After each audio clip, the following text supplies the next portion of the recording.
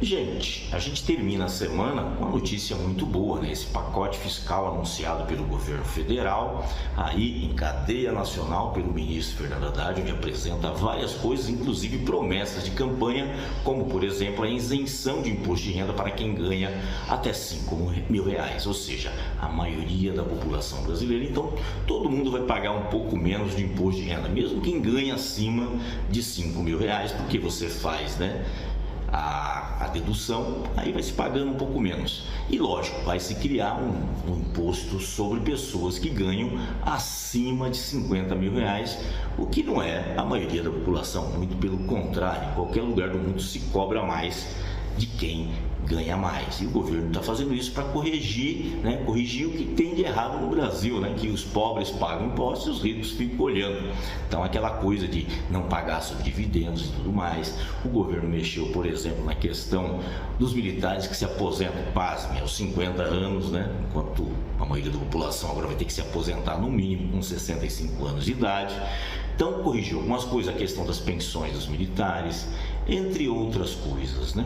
Então, o governo está fazendo o que prometeu na campanha. Aí o tal mercado, entenda-se por mercado, como disse, são as pessoas mais ricas desse país, o sistema financeiro, não gostaram, né? Eles não gostaram mesmo, eles não jogam a favor do país. E aí, eles têm na mão o chamado Banco Central. Digo isso porque, praticamente um mês antes das eleições de 2022, o economista-chefe do Banco Pactual, numa reunião, uma palestra para os acionistas do banco, disse assim: independente de quem ganhar a eleição, nós temos o presidente do Banco Central. Ou seja, criou-se aquela lei, de ter o tal Banco Central independente, mas independente do povo.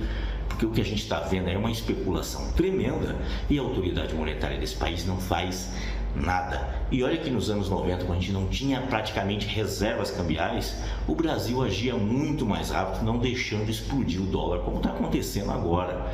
Nós temos 350 bilhões de reservas cambiais e o presidente do Banco Central não está fazendo nada, porque os seus amigos do sistema financeiro estão ganhando muito com a especulação o tempo todo, né? Aí você vê a grande imprensa bater, que é pouco, 70 bilhões, sendo que é uma redução grande de gastos, nesse período, mas não acha ruim, a questão do dólar subir, muito pelo contrário. Também não acha ruim aumentar a taxa de juros, diz que é para reduzir a inflação.